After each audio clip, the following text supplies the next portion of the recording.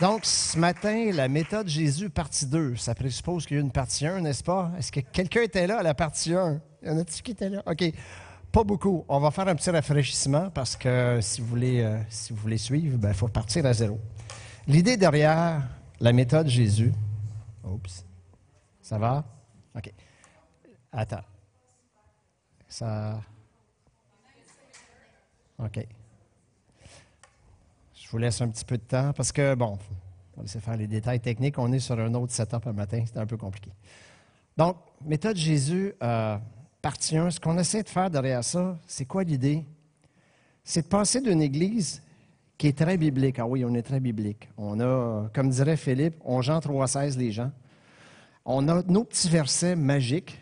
Je dis, excusez le mot magie, mais c'est le mot qui vient, avec lequel on a construit une identité. Donc, on est biblique. Mais la question que je vous pose, c'est est-ce qu'on est comme Christ? Parce que le centre des Écritures, c'est Christ. Si on est des disciples, on devrait suivre Jésus. Si on suit Jésus, on devrait adopter ses méthodes à lui, ses attitudes à lui, ses comportements à lui. Parce qu'on ne peut pas être... Qu'est-ce qu'ont fait les disciples? Ils ont suivi Jésus pour apprendre. Donc, l'idée, ce n'est pas de laisser la Bible de côté et de dire « Ah, la Bible, j'y crois pas à son inspiration ». Ce n'est pas l'idée. L'idée, c'est se poser moins la question, est-ce que c'est biblique ou est-ce que ça ressemble à Jésus? C'est ça un peu le but du terme, OK? Donc, on fait un petit résumé. Il y a quelqu'un qui me fait des signes en arrière, OK? Donc, on va retourner un petit peu sur un résumé de la partie 1, puisque la plupart de vous n'étiez pas là, puis même ceux qui étaient là, c'est loin. Ce qu'on a vu, c'est que Jésus est un individu assez particulier qui a deux dimensions. Il y a une dimension divine, il y a une dimension humaine. Les deux sont ensemble. Alors, quand je dis que je veux faire comme Jésus, je suis quand même limité. Il faut que j'avoue qu'il va me manquer des outils dans mon coffre. On a vu aussi que le côté divin de Jésus est quelque chose de très difficile à saisir pour nous. Et je vous donnais comme exemple le verset de Luc 24, 32. Vous connaissez, c'est un verset qui est abondamment utilisé. Ils marchent sur le chemin d'Emmaüs. Ils marchent avec Jésus, mais ils ne le reconnaissent pas. Nos cœurs ne brûlaient-ils pas au-dedans de nous, que dit le verset. Alors, qu'est-ce qu'on a? On a des gens qui sont en proximité de Jésus sans comprendre que c'est lui.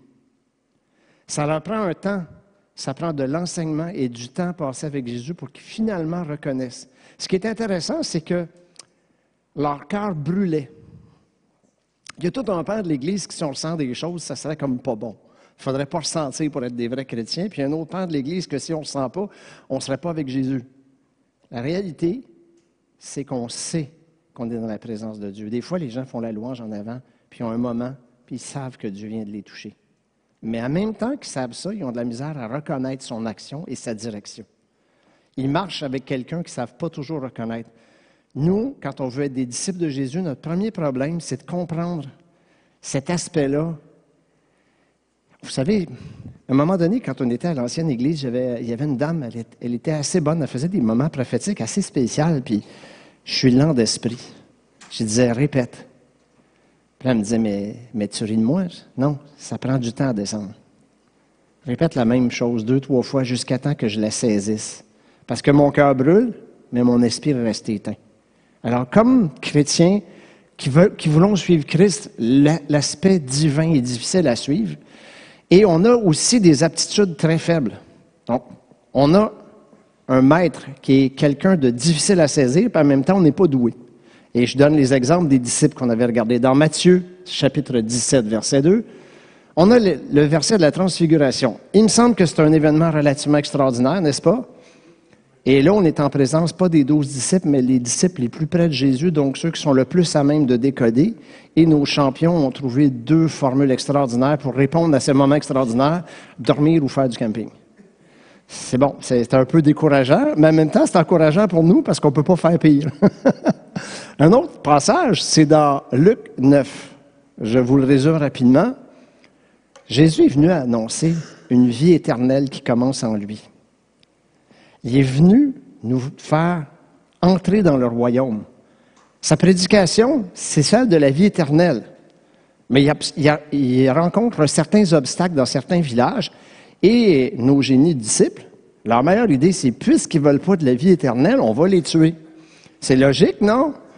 Alors, on parle d'une aptitude assez faible, n'est-ce pas? Vous êtes d'accord avec moi? Qu'est-ce qu'on est obligé de faire? On est obligé de faire comme les disciples sur le chemin d'Emmaüs. On monte dans la barque, même si Matthieu 8 ne parle pas du chemin d'Emmaüs, mais de monter dans la barque. Mais en fait, ce que je dis, c'est qu'on n'a pas d'autre choix que de suivre Jésus, de l'imiter, de rater notre coup, puis de recommencer. Qu'est-ce que ça veut dire enseignable? Il faut que l'ancien soit enseignable. Vous avez entendu ça combien de fois? C'est qu'il puisse être enseignable, ça veut dire que son cœur puisse être dirigé, peut être ramené dans le bon chemin. Donc, être enseignable pour nous, c'est accepter qu'on a un Dieu, qu'on sert un homme Dieu, dont la moitié de la personnalité nous échappe, avec des aptitudes limitées. On ne peut pas faire autre chose que juste suivre, accepter de se tromper, accepter de recommencer. On appelle ça comment, se tromper puis recommencer? On appelle ça la repentance.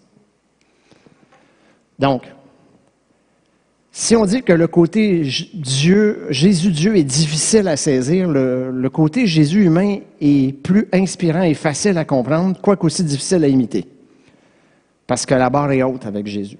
Donc, si vous cherchez dans un commentaire, ou même comme ce que j'avais fait, j'avais validé avec l'intelligence artificielle pour m'amuser.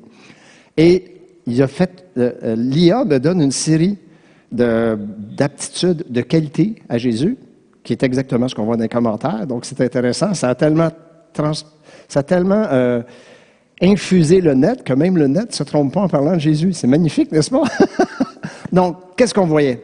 On voyait des grandes attitudes qu'on essaie d'imiter, puis on avait choisi la dernière fois quelques-unes. Donc, on voyait amour et compassion, humilité, enseignement moral, courage et détermination. Vous vous rappelez, pour ceux qui étaient là, j'avais dit, il y a de la courage et de la détermination, du courage et de la détermination, sans syndrome d'opposition. Il ne s'oppose pas pour s'opposer. Il avance dans la direction du royaume. Et tolérance et ouverture d'esprit. Dans ma partie 1, on avait mis l'accent sur amour, compassion, tolérance et ouverture d'esprit. Ce qu'on avait dit, j'y vais vite là, parce que ce n'est pas le sujet de ce matin. Amour et compassion, on avait dit, c'est la capacité de faire un pont, de se mettre à la hauteur d'eux. Jésus est la seule personne qui a la capacité de juger pleinement. Il est 100% Dieu et sans péché. S'il y a quelqu'un qui pourrait se permettre de juger, c'est lui. Mais il se met au niveau des gens et il est ouvert d'esprit et il est compatissant. Ça va être difficile de parler de sa foi, de parler de son royaume, si nous, on ne fait pas le pont avec les gens. Donc, la première chose qu'on avait vue, c'est qu'on a besoin de cette dose d'amour et de compassion. L'autre chose, c'est qu'on avait vu qu'il était très tolérant et qu'il y avait une grande ouverture d'esprit. Je vous avais parlé des listes noires, des gens, des infréquentables à l'époque de Jésus, qui ne semblaient pas tellement intimider Jésus, qui lui, on se dirait qu'il se faisait une spécialité de passer du temps avec ces gens-là. Puis si vous vous rappelez, ceux qui étaient là, j'avais terminé en disant « Je ne suis pas fier de moi parce que on s'en fabrique chacun des listes noires. Il y a des gens qui ont même un petit peu de côté dans nos vies parce qu'ils nous déplaisent. Oh, on va mettre un petit enrobage chrétien dessus. Bon, ils ne suivent pas Jésus, c'est à cause de... On peut se mettre toutes sortes de raisons, mais la réalité, c'est qu'ils nous déplaisent. Les gens disent « ghoster ». Puis je disais « Avez-vous ghosté quelqu'un? » Moi, oui. Puis la dernière fois, je vous avais dit « Je ne reviens pas ici sans avoir réglé le problème. » J'ai commencé à régler le problème. Donc, on a un rendez-vous pris bientôt. Merci. Le problème est en moi, en passant. Donc, tolérance, ouverture d'esprit, amour et compassion, voici des aptitudes que nous pouvons mettre dans notre vie qui vont nous aider à rendre témoignage de notre foi. Aujourd'hui, j'aimerais qu'on aille sur un autre point, c'est l'enseignement moral. Donc, oups, OK, j'ai perdu. Donc, l'enseignement moral, qu'est-ce que je veux dire par là? C'est pas si clair que ça, c'est pas si facile que ça. Premièrement, Jésus, ce qu'on peut constater vitement en lisant les évangiles, il n'y a pas une attirance particulière pour ce qui est religieux. Il préfère les fondements moraux aux fondements religieux. La religion n'a pas l'air à l'amuser tant que ça. Elle n'a pas l'air proche des religieux, pas l'air proche de tout ce qui est la poutine religieuse. Mais au-delà de ça, c'est difficile à saisir parce qu'il n'y a pas un texte dans la Bible que je peux prendre, mettons, Luc, verset tant, de temps en temps, qui va me dire « Voici comment vous vous comportez. » Autrement dit, dans la Bible, il n'y a pas de recette de cuisine chrétienne Ricardo. 1 heure de hub, faites mijoter 1 heure au hub, rajoutez 2 soucoupes d'Esprit Saint, Il n'y en a pas de recette comme ça. Cherchez-en pas une, il n'y en a pas. Si on veut apprendre à suivre Jésus, il n'y a pas de recette. Le livre n'est pas complet, il faut le déduire, il faut fabriquer, il faut cuisiner. Je vais aller plus loin que ça. Dans la Bible, il n'y a pas un texte que vous pouvez sortir et dire « Voici comment je peux me comporter de façon morale ». C'est compliqué, la Bible. Oui, Dieu parle à travers la Bible, mais il faut faire attention de dire Dieu dit des choses. Parfois, il peut dire des choses qui ont l'air contradictoires. Dans la Bible, il y a plusieurs textes différents, dans plusieurs contextes différents, puis les contextes sont tellement variables qu'un principe, des fois, a l'air à contredire un autre. Pourtant, c'est dans la même Bible. Je vous donne un exemple ici. Dans Nombre 35, le vengeur du sang fera mourir le meurtrier. Il y a assassinat et vengeance dans un texte biblique de Nombre. Quand on est dans Luc 6, si quelqu'un te frappe les joues, ben, tu lui présentes l'autre. S'il prend ton manteau, ben, tu fais plus. Donc, il y a deux principes ici. Si on est dans le monde religieux, on va essayer de les fitter toutes les deux ensemble. On va essayer, en plus de mettre de la politique là-dessus, ça va être parfait. Donc, je vous donne un exemple. Le premier parle de meurtre, puis le deuxième parle de charité, puis de pardon. Donc, la charité puis le pardon, ça va jusqu'à temps qu'il y ait un meurtre. Après, il n'y a plus de charité puis de pardon. On peut construire un système politique comme ça. Nos voisins ont fait ça. Donc, on va donner une exemption de taxes aux églises pour qu'ils s'occupent de la communauté, mais on va garder la peine de mort. Mais en réalité, on a deux principes qui s'opposent. On a un principe de vengeance d'un côté, la vengeance face à un meurtre, puis de l'autre côté, on a un principe de se dépouiller soi-même. Laquelle est biblique? Les deux. Dieu dit quoi? Dieu parle d'une façon tantôt, d'une autre tantôt, parce que les contextes varient tellement que c'est difficile de se faire 3-4 versets pour résumer. Puis quand on parle de témoigner, nous, ben, on s'est fait une collection de versets qu'on aime. Mais je veux juste vous donner une idée que si Jésus avait voulu ça, il nous aurait donné un texte. Lisez Luc chapitre 4, verset tata, la recette est là. Suivez-la, ça va vous donner une belle recette Ricardo chrétienne. Il n'y en a pas. Il n'y en a pas, c'est plus compliqué que ça. Donc, quand on parle d'enseignement moral de Jésus, qu'est-ce qu'on veut dire? On connaît tous le texte de Matthieu 22, parce que tu aimeras ton prochain comme toi-même, on aime le dire. Tu aimeras ton prochain comme toi-même, ça c'est l'enseignement moral. L'enseignement, l'ancre, le cœur de l'enseignement moral de Jésus. D'ailleurs, on lui demande, résume-nous la loi et les prophètes, donc tout l'Ancien Testament. Puis il dit aux religieux de l'époque, ben c'est simple, aime ton Dieu de tout ton cœur, ton prochain comme toi-même. Toute la loi se résume là-dedans. Effectivement, c'est le centre de l'enseignement moral de Jésus. Donc, si ça ne sent pas l'amour quand on témoigne, on a un problème. On est à côté de ce que le chef nous a demandé. Ceci dit, en dehors de ça, si je vous dis c'est quoi les enseignements moraux de Jésus, avez-vous un verset en tête? Moi, pas tant que ça. Moi, pas tant que ça. Par contre, si vous me demandez comment ça fonctionne au web, là, j'ai plein de mots. Culte, dîme, adoration, sanctification, onction, salut, prédication, bénédiction, et combien d'autres. Comprenez-vous que malgré nous, la machine à saucisse religieuse est facile à se développer, mais capter le principe moral de Jésus est un travail exigeant et quotidien. Et c'est facile de Jean 3 saisir, mais c'est plus difficile de comprendre les axes moraux que Jésus nous demande de suivre. Pourquoi il y en est comme ça? Il y en est comme ça parce que dans 2 Corinthiens, Paul avait très bien compris. Il n'y a pas un texte que vous pouvez vous référer, une constitution chrétienne qui fait que les gens adhèrent à la constitution et ils deviennent chrétiens. Ce qu'il dit, c'est « vous êtes cette lettre ». C'est votre comportement. Donc, ce n'est pas un texte qui va vous modifier, c'est la présence de Dieu avec l'outil du texte qui va faire en sorte qu'on va comprendre les principes moraux. Pourquoi il n'y a pas de recette? Parce qu'on serait assez nono pour la suivre. Pourquoi on est obligé de suivre Jésus? Parce qu'il nous a tous créés individuels, séparés, et on ne peut pas faire un moule Vous savez, moi, j'étais un amateur de course aux États-Unis. Il y a à peu près 20 pistes qui se ressemblent, sont toutes pareilles. Ils appellent ça des cookie cutters. Poup, poup. Ils ont fait la même piste puis ils l'ont plantée partout. Le christianisme n'en est pas un de cookie cutter. Donc, c'est moi l'épître, c'est moi l'influence, c'est moi la saveur de Christ dans ce monde.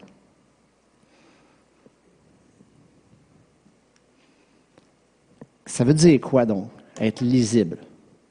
Parce que là, ce que ça veut dire, c'est d'être lisible. Ça veut dire quoi, être lisible? Ça veut dire quoi? Vous êtes ma lettre. Donc, quand les gens vous voient, comprennent des choses, juste à vous voir, juste dans votre présence. Ça veut dire quoi, être lisible? Qu'est-ce que ça veut dire? Ça veut dire ça. Biscuit au chocolat de ce côté-là, Monde Cruel l'autre bord. Le hub, c'est une usine à chocolat. C'est comme ça qu'il faut comprendre. Ce que je veux dire, c'est qu'on a besoin de moins de recettes imposées et plus de saveurs. Est-ce que vous voyez en avant? Oui, OK. Parce que les écrans me jouent des petits taux. Donc, moins de recettes imposées, plus de saveurs. Vous comprenez? On est sorti d'un modèle chrétien des années 60, 70, 80, 90, les croisades d'évangélisation. C'est pas que je mets ça de côté. Billy Graham, il a fait beaucoup, beaucoup. Mais c'est de l'autre siècle. Il n'y avait pas tellement d'importance sur les enjeux raciaux pour Billy Graham. Nous, on en a. Donc, c'est une autre époque. Il ne s'agit pas de dire « Ah, Billy, c'est pas l'idée. » L'idée, c'est juste qu'il faut présenter la foi de nouvelles façons parce qu'on est dans un monde différent. Donc, j'ai vu cette affiche-là, je l'ai trouvée drôle, je l'ai refaite. Biscuit au chocolat, Monde Cruel. Voici comment on devrait faire ça. Sentir le chocolat. Vous êtes une lettre, vous êtes l'odeur de Christ. Qu'est-ce que ça veut dire? En partant, il y a 2 recettes qu'il faut éviter. Ça, c'est des recettes qu'on a apprises. On sort notre livre Ricardo chrétien, puis il y a 2 recettes qu'on fait tout le temps. Pas bonnes. Ça goûte pas bon. La première, c'est si tu viens au Seigneur, Dieu va te donner une usine à biscuits. Tu vas tout avoir, l'abondance, tout de suite. Moi, moi, moi. Puis l'autre, c'est fais ta petite villate, mange du gruau, puis plus tard, tu auras une vie éternelle. C'est 2 déviations qu'on trouve au sein de nos églises. L'usine à biscuits, la première mauvaise recette, en fait, c'est moi, moi, moi. Comment j'appelle ça? J'appelle ça le christianisme d'usurpation. Je vous amène dans Genèse 27. Il vint vers son père et dit, mon père, et Isaac dit, me voici, qui es-tu mon fils? Jacob répondit à son père, je suis Ésaü. Jacob répondit à son père, je suis Ésaü.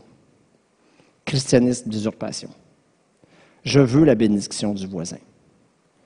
Moi, j'appartiens à Dieu, c'est pour moi. Puis, comment ça s'incarne dans nos vies? Bien, je vais vous en donner un exemple très clair. Ici, au Hub, on est un lieu de culte reconnu. Ça veut dire quoi? Ça veut dire qu'on ne paye pas de taxes municipales et scolaires. Merveilleux. C'est des dizaines de milliers de dollars par année. J'ai une question à vous poser. Pourquoi le gouvernement a accordé ça aux églises?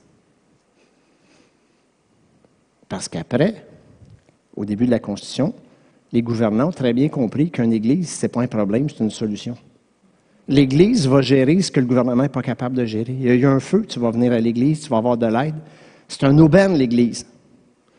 Donc, la Constitution canadienne dit, s'il y a des chrétiens à quelque part, c'est ceux qui vont aider la collectivité, donc on va lui donner un privilège. Le christianisme d'usurpation, c'est celui qui fait que nous, on veut de la louange, on veut être bénis, mais on aime ça que les portes soient fermées. Parce que des fois, si on fait des activités pas trop chrétiennes, puis il y a du monde qui viennent, puis voyez-vous ce que je veux dire par le christianisme d'usurpation? Moi, moi, moi. On ne peut pas avoir la saveur de Christ dans notre monde si on reste branché sur un christianisme où on prend la bénédiction du voisin parce qu'on appartient à Dieu. L'autre mauvaise interprétation qui est infiltrée dans notre vie, c'est celle de la vie avec du gruau. Qu'est-ce que je veux dire par là? Je fais attention, je ne veux pas blesser personne, je vous partage mon cœur. Vous n'êtes pas d'accord avec ce que je vous dis là, vous viendrez m'en parler. Il y a tout un monde chrétien qui est anxieux. Moi, j'appelle ça les adeptes de l'Apocalypse du vendredi soir. Ils sont toujours inquiets. Ils attendent le 2e signe, la 3e trompette, le petit sifflet. Il y a toujours un signe, tout va mal. Il y a des nids de poules au Québec, Jésus revient bientôt. Vous la connaissez, celle-là? Cette anxiété enrobée de versets bibliques nous rend imbuvables et n'est pas biblique. Vous vous dites, d'où tu sors ça? Luc 17. Les pharisiens demandèrent à Jésus quand viendrait le royaume de Dieu. La seconde venue de Jésus, n'est-ce pas? Il leur répondit, le royaume de Dieu ne vient pas de manière à frapper les regards. On ne dira point, il est ici ou il est là, car voici, le royaume de Dieu est au milieu de vous. C'est quoi le royaume? C'est Christ. Quand je donne ma vie à Christ, je suis passé de la mort à la vie. Je viens de rentrer dans le royaume. Le royaume, c'est pas une fois que tout va avoir pété, que je vais être mort, que je vais rester. Non, non. Le royaume, c'est maintenant. J'appartiens à Dieu. Je suis dans le royaume. Je suis dans la vie éternelle. Oui, mon corps, je parlais avec quelqu'un ce matin qui avait des petits problèmes de santé. Oui, mon corps va pas bien. Oui, mon corps va aller de plus mal en plus mal. Mais ça ne regarde que mon corps. Je suis de la vie éternelle. J'appartiens au prévert du psaume 23. Et l'éternité, elle est commencée à la conversion pour moi. Le royaume de Dieu est au milieu de vous, dit Jésus. Attendez pas la prochaine affaire pour vous inquiéter. Vous vivez éternellement en Christ, déjà. Vous savez, je ne suis pas un fervent de citer l'Apocalypse, vous avez déjà remarqué, parce qu'il y a énormément de citations tout croche. C'est pas que je veux enlever l'Apocalypse de la Bible, c'est que j'aimerais qu'on le lise de façon plus posée, et un peu plus calme et un peu plus ouvert d'esprit. Mais même dans l'Apocalypse, dans Apocalypse 21, regardez ce que j'ai mis en jaune. La ville sainte descendit du ciel. Même dans l'Apocalypse, c'est pas moi qui est enlevé, qui s'en va à l'extérieur, c'est pas là que la game commence. La cité descend. La seule prière que Jésus nous a laissée, c'est le Notre Père. Que ton règne vienne. Premièrement, que ton règne vienne en moi, que ton règne vienne alentour de moi. Le règne de Jésus-Christ commence à la résurrection, quelle que soit votre différente position, là, je ne rentre pas là-dedans, mais cette idée qu'il faut vivre une vie misérable, puis il faut critiquer le monde, il faut être anti-gouvernement dans le tapis, il faut avoir un syndrome d'opposition, parce que sinon, on n'est pas des vrais chrétiens. Vous savez quoi? Ça parle plus de notre santé émotive que de la Bible. On ne pourra pas amener les gens au Seigneur et les garder dans la foi par la peur. Parce que cette peur-là est le reflet de nos inquiétudes et non pas du plan de Dieu. Là, on fait monde cruel par là, monde cruel par là. Non, on va faire biscuit au chocolat, puis monde cruel. C'est important aussi d'avoir moins de fausses certitudes et plus de doutes habités. La foi, ce sont les doutes habités. On en parlera un peu plus loin. Vous savez, on Jean 3,16, mais dans l'Épître aux Romains, il y a aussi un petit verset qu'on aime tant. Toutes choses concourent au bien de ceux qui aiment Dieu. Hein? Et boy! Tu as perdu ta job, tu as un cancer, tu viens de connaître un divorce, ton ado, il te fait la guerre. Ah oui, mais toutes choses concourent au bien de ceux qui aiment Dieu. Vous l'avez déjà entendu, celle-là? Fausse certitude. La Bible n'est pas un hochet que nous brandissons pour supporter la perte de la maman. Le petit bébé, là, quand il est tout seul, qui commence à jouer, il ne se rend pas compte que maman peut faire d'autres choses, il est correct. La Bible n'est pas un hochet pour enfants spirituels. La Bible, c'est un réseau de connexion avec Dieu dans différents contextes qui demandent de mettre notre cœur, notre esprit, notre intelligence aussi. Donc, qu'est-ce que je veux dire par plus de doutes habités? Un moment donné, je prenais un déjeuner avec Marcel, puis il me disait, qu'est-ce que ça fait? C'est quoi le but de mettre Job dans la Bible? Mais Job dans la Bible, c'est exactement ça. Quoi que ce soit le plus vieux livre de la Bible, en termes chronologiques, c'est le livre le plus actuel pour décrire la foi comme un doute habité et pour nous donner les mauvaises recettes, parce que ces chums, là, ces mauvais chums, tout ce qu'ils donnent, c'est les mauvaises recettes que nous autres, on est habitués de répéter. Donc, qu'est-ce qu'il dit Job? Le trouble s'est emparé de moi. Ce que je redoute, c'est ce qui m'atteint. La foi, c'est aussi les doutes. Dernièrement, je parlais avec quelqu'un que sa vie conjugale est très difficile. C'est une source de souffrance.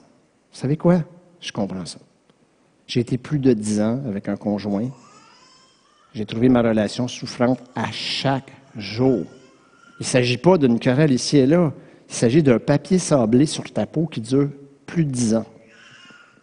C'est extrêmement pénible. Je comprends cette personne-là. Je comprends cette personne-là. Est-ce que je vais lui dire, mais Toutes choses concourent au bien de ceux qui aiment Dieu. Non. Je te comprends, ça fait mal. Moi aussi, je rentrais à la maison des fois en me disant, garde, c'est ça qui va se passer. Ben oui, c'est ça qui va se passer. Puis peut-être pire que tu as pensé.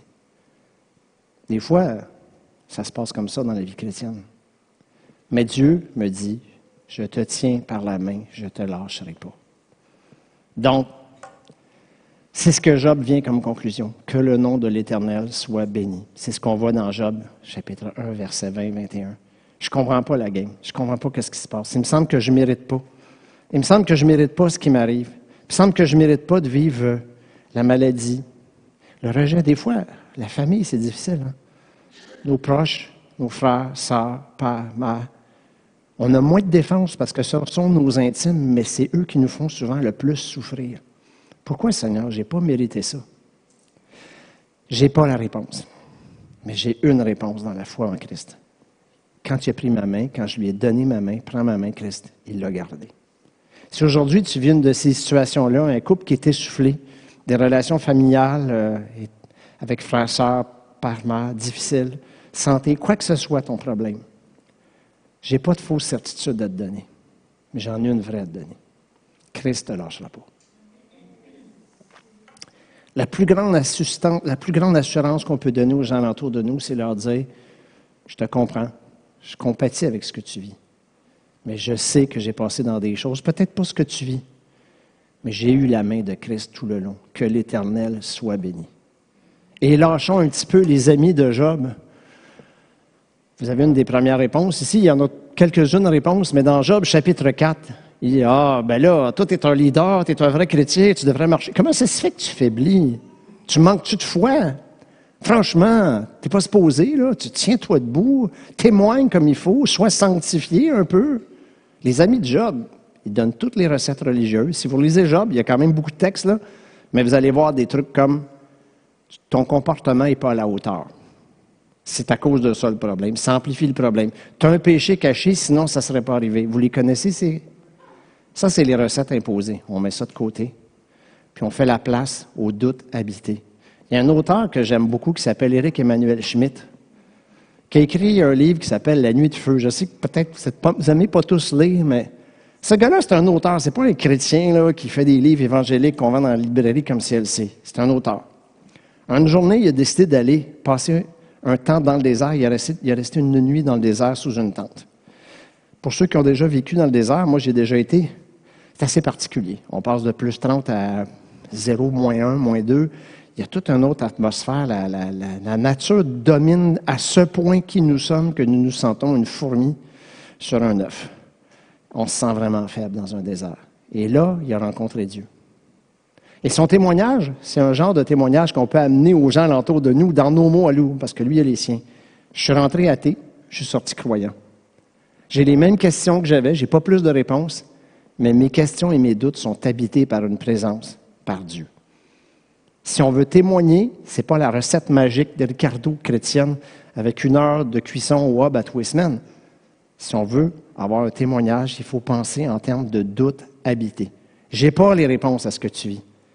Je n'ai pas même les réponses dans ma vie. Souvent, je ne comprends pas la mécanique de Dieu. Des fois, je marche, mon cœur brûle, puis je ne sais même pas qui est à côté de moi.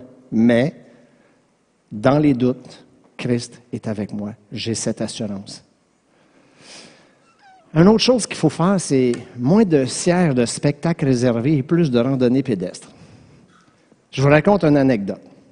Un jour, je travaille dans une maison d'édition. On a décidé d'imprimer une Bible qui est un extrêmement gros projet, Bible pour femmes. Donc, l'idée, c'est de prendre 52 personnages bibliques féminins, de les sortir de l'anonymat, de faire une page de commentaires qui explique un peu leur vécu, ce qu'ils vivent. C'est un gros projet. J'ai travaillé 2-3 ans là-dessus. Je pense que c'est la première fois que ça se faisait au Québec. Et puis, je me rappelle, juste les imprimer, c'était à 125 000 US. Fait que c'était quand même un projet. Quand ça arrive, on a 2 gros containers, mais il faut les vendre. Parce que là, on est dans le jus. Donc, il me vient une brillante idée. Je vais aller au Salon du livre chrétien, mais à Sainte-Anne-de-Beaupré. Vous connaissez Sainte-Anne-de-Beaupré? C'est une basilique qui n'est pas plus catholique que ça. C'est Sainte-Anne qui protège les pécheurs. Fait que moi, je suis fou. Je ne sais pas que c'est impossible, fait que j'essaye. Je parle à... Je ne me rappelle pas parce que je ne connais pas la hiérarchie. Je pense que c'est l'assistant de l'évêque. Dis, t'es bienvenu. Merveilleux. Tu n'amènes pas d'autres? Non, je n'amène que les Bibles. OK. Donc là, je vais être suspecté. Parce que moi, j'arrive avec une Bible qui a 66 livres. Je n'ai pas les deutérocanoniques, je n'ai pas Judith. Fait que la première fois que je demande au prêtre qui est là, je fais est-ce que c'est correct? Parce que, vous savez, est-ce qu'il faudrait faire une autre édition avec les livres deutérocanoniques? Combien de paroissiennes vous pensez connaissent Judith? Vendez vos Bibles. OK, c'est cool. Mais là, ils sont tous là à envoyer quelqu'un pour m'espionner. Moi, je suis le protestant dans le milieu catholique. Comment je vais témoigner de ma foi, donner le goût aux gens d'acheter la Bible sans les choquer? Fait que là, il y a tout le temps quelqu'un qui est par-dessus le client puis qui regarde, moi, qu'est-ce que je dis, tu sais? Je leur dis, écoutez, là, tous les gens me disent, oui, mais toi, tu es protestant. Oui, mais toi, tu es protestant. Bien, je leur dis, vous savez quoi? J'ai beaucoup d'amis, parce que vu qu'on est d'une maison d'édition, on vend des prêtres aussi. J'ai beaucoup d'amis prêtres. Je connais les deux milieux. J'ai grandi dans le milieu catholique. Laissez-moi vous conter ça comme je le vois. Les catholiques, vous avez un point que vous devriez garder, chérir et influencer les protestants, c'est votre idée du pèlerinage. La marche des disciples. On n'est pas assis, on marche avec toi. Vous, Compostelle, ce n'est pas protestant, c'est catholique. Marcher avec Christ, c'est votre fort. Nous, notre fort, savez-vous, c'est quoi? C'est que dans notre vie, les protestants, une fois, dans notre agenda, on a mis rencontre avec Jésus. Fait que moi, je peux dire, tel jour, j'ai pris un temps avec Jésus, je l'ai rencontré personnellement. Je vous demande de rien changer. Tout ce que je peux vous apporter, c'est dans votre agenda, est-ce qu'il y a une date à laquelle vous avez rencontré Jésus? C'est juste ça. Une fois que vous allez avoir rencontré Jésus, aidez-nous à marcher. Parce que nous, on a la mentalité billet de spectacle. J'ai fait ma prière, je suis sauvé, je m'assis, bénis-moi. Puis vous avez la mentalité qu'il faut marcher avec Christ. Il n'y a pas de solution qui ne contient pas les deux choses. Changez rien, sauf mettez à votre agenda de rencontre avec Jésus. Moins de sièges de spectacle, plus de randonnées pédestres.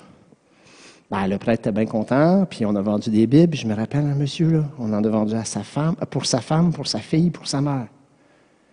Mais l'idée, c'est pas que j'ai vendu 3 Bibles. L'idée, c'est qu'il a compris que des femmes n'étaient pas des objets inanimés dans la Bible, mais qu'il y avait eu des influences. Puis de comprendre que ce sont des exemples de femmes qui ont rencontré Dieu et que lui peut se servir de ces exemples-là pour motiver les femmes de sa vie à rencontrer Christ. On peut témoigner sans toujours avoir le petit verset. On peut témoigner en comprenant les limites de notre approche, en jugeant pas l'autre, puis en disant aux gens, on a besoin des deux. Mais nous, il faut sortir de notre mentalité. Moi, j'ai mon 7e siège pour la saison, les bénédictions sont à moi, il faut réapprendre à marcher. Bon, là, je défais plein d'affaires, OK, c'est beau, là, ça nous dit quoi pas faire, mais on témoigne comment après ça? Parce que c'est ça le but, hein? L'idée, c'est comment témoigner. Non. L'idée, c'est comment vivre sa foi ouvertement. Le mot témoigner, témoignage, dans la Bible, il est souvent lié avec les accusations. Quand on te confronte, il faut que tu témoignes de ta foi. C'est comme témoigner un côté procès. Les amis, on n'est pas mis à l'index. Souvent, on se met à l'index par nos comportements. La question, c'est pas quand est-ce que je peux planter mon petit verset. La question, c'est comment vivre ma foi de façon ouverte. Comment je fais pour que ça sente le biscuit au chocolat alentour de moi. La première chose qu'il faut faire, c'est bien utiliser le coffre à outils que Dieu nous a donné. C'est nouveau tout ce que je vous dis là, mais c'est tellement simple. Qu'est-ce que ça veut dire? Premièrement, Jésus, on peut se fier à Jésus. La Bible est centrée sur Jésus. Si on veut être comme Jésus, il faut regarder ce que lui dit. Qu'est-ce qu'il dit? Il nous a laissé le Saint-Esprit. Mais vous recevrez une puissance, le Saint-Esprit survenant sur vous, et vous serez mes témoins jusqu'aux extrémités de la terre. On voit ça dans Acte 1. Mais aussi, on voit dans Jean 14, « Je prierai le Père et il vous donnera un autre consolateur. » Jésus ne donne pas tant de choses que ça à suivre, mais il vous dit dans votre coffre d'outils, il y a un outil qui a 2 fonctions importantes. Notre vie, notre témoignage doit être centré sur ça. Puissance, témoignage. Pas la puissance pour la puissance, pas le témoignage sans puissance.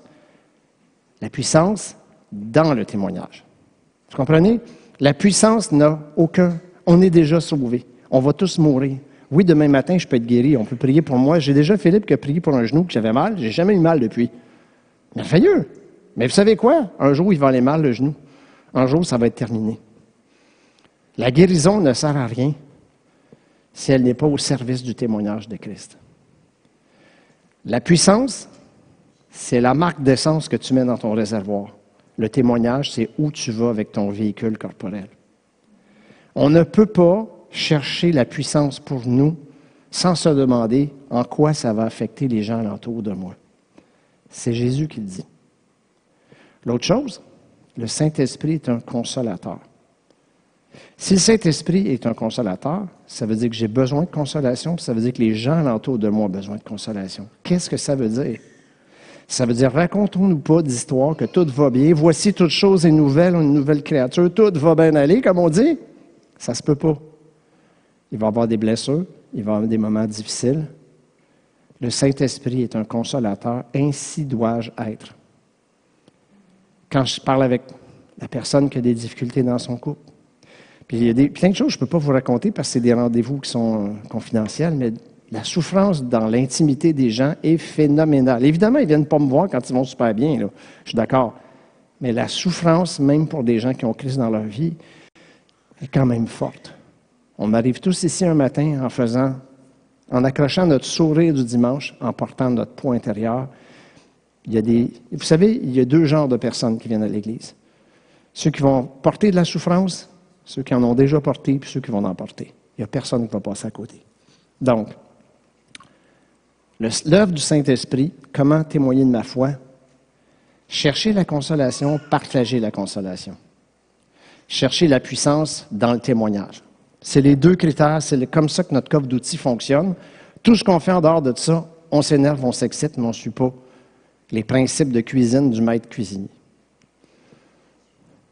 La première chose, donc, c'est bien utiliser le coffre d'outils qu'on a, comprendre comment il fonctionne. Hein, Alain, quand on prend un outil et qu'on l'utilise en mauvaise affaire, c'est pas très pratique. Un marteau pour visser des boulons, c'est pas très bon. Et souvent, on a fait ça. L'autre chose, c'est d'être au bon endroit. C'est quoi le bon endroit? C'est quoi le bon endroit pour témoigner de sa foi? Je vous en donne une liste. Jésus se rendit ensuite dans la maison de Pierre. Pierre est un disciple. On va prendre 3 semaines de pause. As-tu prévu des rendez-vous avec des gens de l'Église, avec les pierres de l'Église? Parce que quand tu es au milieu des gens de l'Église, des fois, tu arrives avec un poids puis tu sors avec une légèreté. Parce que le Saint-Esprit est à l'œuvre, puis le Saint-Esprit, c'est un consolateur. Il y a des bénédictions dans les maisons des chrétiens de ton Église. La maison de Pierre est un endroit pour vivre ta foi ouvertement. Les petits groupes, c'est un peu ça. Comme Jésus était à la table dans la maison des publicains et des gens de mauvaise vie, la bonne place pour arrêter, c'est les infréquentables. C'est ton voisin qui a tellement de tatous que si tu cours autour de Jésus, il n'y aura pas de place pour tatouer 666 dans son front parce que la place est déjà occupée. C'est ce genre de personnes-là. Les personnes vers lesquelles tu n'es pas attiré, les personnes vers lesquelles tu as tendance à juger, ces gens-là, il y a des bénédictions dans leur maison. Comme Jésus le faisait, nous devons le faire. La maison du chef.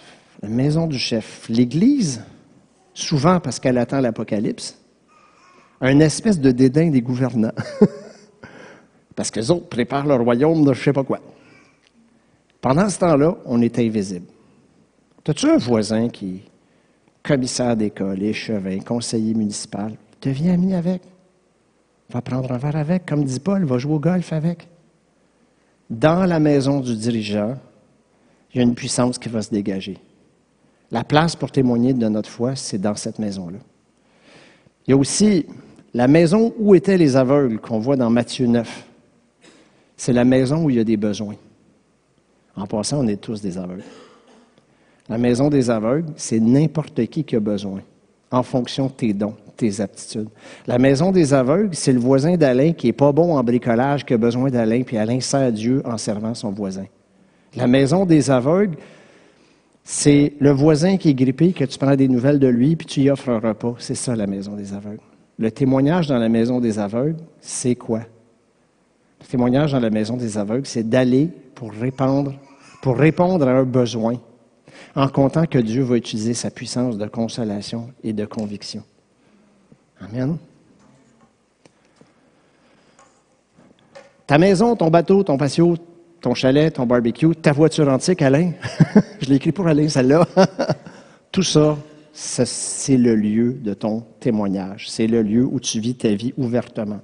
Dans Acte 2, on voit cette époque du communisme chrétien où les gens mettaient tout en commun. Ils vendaient tout, ils vendaient, puis ils vivaient tout ensemble. Cette époque-là n'a pas duré. Par contre, le tout en commun continue. Le tout en commun, c'est qu'il n'y a pas l'Église et le monde. C'est quoi une Église au sens biblique? C'est un hub. C'est quoi un hub? C'est un centre d'interconnexion des connexions. La maison de ceux qui aiment les voitures antiques est en connexion avec quelqu'un qui est en connexion avec le hub. La maison des aveugles est en connexion avec Mission Nouvelle Génération qui est en contact avec le hub. C'est quoi le hub? Le hub, c'est une église. Dans un mot moderne, c'est une interconnexion entre différentes connexions. C'est ça, c'est comme ça qu'on vit notre foi ouvertement. Pourquoi on a choisi ce nom-là? Parce qu'il représente la foi au présent et au futur. Parce que la foi au présent et au futur, c'est pas tant de gens trop saisir les gens, mais c'est d'être au milieu et de faire des connexions de connexions. Donc, on a besoin de savoir cuisiner.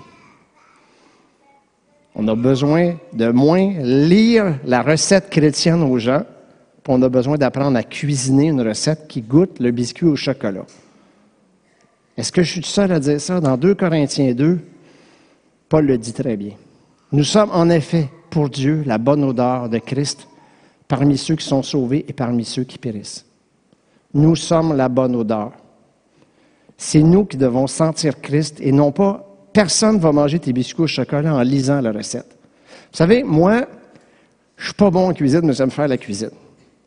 On a un deal à la maison, vu que j'ai un horaire flexible, je fais les repas la semaine, j'allume la fin de semaine. On mange mieux la fin de semaine, c'est clair. Mais en tout cas, j'ai quelques petites affaires que je mets tout le temps. Moi, je peux aller au bout du monde avec de l'ail, des épices provençales puis de l'huile d'olive. Il y en a-tu des comme moi ici? On peut mettre ça dans tout, sauf des biscuits au chocolat. Donc, quand je cuisine, qu'est-ce que ça sent dans la maison? Ça sent l'ail et les épices provençales. Est-ce que si je fais des biscuits au chocolat puis je t'invite après, ça va-tu faire un mélange d'odeurs un peu bizarre d'après toi? Qu'est-ce qu'il faut faire? Il faut aérer entre les deux. Est-ce qu'il faut changer la cuisine? Non, mais il faut se préparer. Comme Jésus dit, on ne met pas du vin nouveau dans des vieilles outres, parce que le vin nouveau va rompre les vieilles outres. Mes habitudes de cuisine chrétienne ne sont pas achetées aux poubelles. Je vais rester quelqu'un qui aime les épices provençales. J'aime ça. J'en mets même sur les œufs. J'aime ça. OK. Je vais le garder. Il y a des choses que tu as vécues dans ta vie chrétienne qui sont bonnes. C'est des bons fondements. Tes amis dans ta vie, c'est pas... Il y a des moments où Dieu t'a répondu personnellement. Il y a des choses, il y a des versets bibliques que tu as lus, puis en même temps, il y a une réponse de Dieu.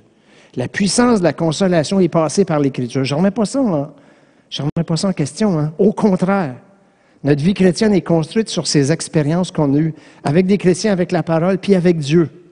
Mais ça, c'est ton épice provençale. Mets-en pas partout. Mets-en pas à ton voisin. Mets-en pas dans ta recette de biscuits au chocolat. Qu'est-ce qu'il faut faire? Ouvrir les fenêtres, faire rentrer de l'air frais, faire une nouvelle recette. Ce matin, je vous laisse avec ça comme mentalité. Est-ce qu'on est l'odeur de Christ pour les gens alentour de nous? Est-ce qu'on est ce parfum d'agréable odeur? Ou est-ce que quand on parle de notre foi, on est le résultat de nos expériences avec Christ, que je ne veux pas remettre en question, que je ne veux pas discréditer, que je ne veux pas dire que ça n'avait pas d'importance. Je veux juste dire, on est en 2024. Ça fait 50 ans que Billy Graham faisait ses croisades. Il va falloir ouvrir les fenêtres, faire sortir l'épice, puis faire du biscuit au chocolat. Qu'est-ce que ça va être le biscuit au chocolat? C'est moi qui vais parler de mes doutes habités. Tu veux que je te donne des recettes pour que le couple fonctionne bien? Ah, je peux t'en donner. J'ai appris par la négative. J'ai tout fait ce qu'il ne fallait pas faire. Ça a messé solide. Mais Dieu m'a consolé dans tout ce que j'ai fait de mal. Les doutes habités. J'aurais aimé ça, trouver, vous savez, là, Adam trouve sa Ève, tout va bien, que Janine soit ma première épouse. J'aurais aimé ça, tout éviter cette douleur-là à ma famille, à moi. J'ai pas su, j'ai pas pu. mais Christ était là avec moi tout ce temps. Donc, qu'est-ce qu'on raconte? J'ai plein de doutes, je suis imparfait, mais l'odeur de Christ est sur ma vie. Amen. Est-ce qu'il y a quelqu'un ce matin qui vit un bout de rough, là? Je n'ai pas besoin de connaître l'histoire, là. Est-ce qu'il y a quelqu'un qui... Il y a quelque chose qui ne fonctionne pas, là? Je vais juste prier pour vous. Je n'ai pas besoin de lever ma main. Je ne cherche pas à faire avancer des gens, quoi que ce soit. Je cherche juste à parler à ton cœur. Ça se peut que tu sois dans une portion Job de ta vie. Ça se peut qu'il y a quelque chose qui est parti, qui devrait être là. Je vais juste te dire, ta consolation, elle va être dure à partager si tu l'as pas reçue.